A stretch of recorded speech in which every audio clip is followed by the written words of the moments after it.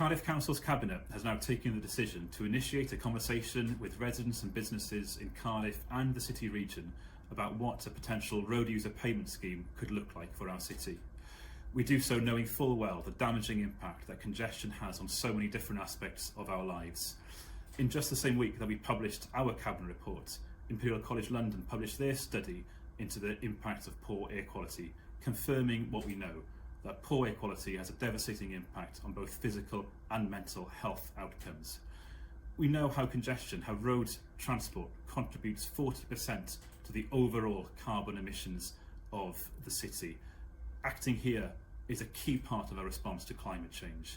And we know also how congestion is holding our city back, costing the city £109 million in 2019 alone, and leaving drivers spending over 100 hours stuck in traffic.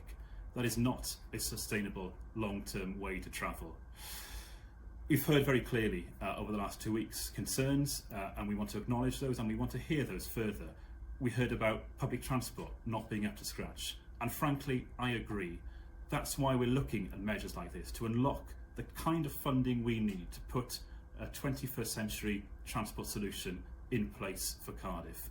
And there's a commitment that we would introduce a charge before those improvements come online. Improvements like £1 bus fares on key routes, a densification of the bus network, improved regional connectivity, and an enhancement to train services in the city, all in place before the charge would come into effect.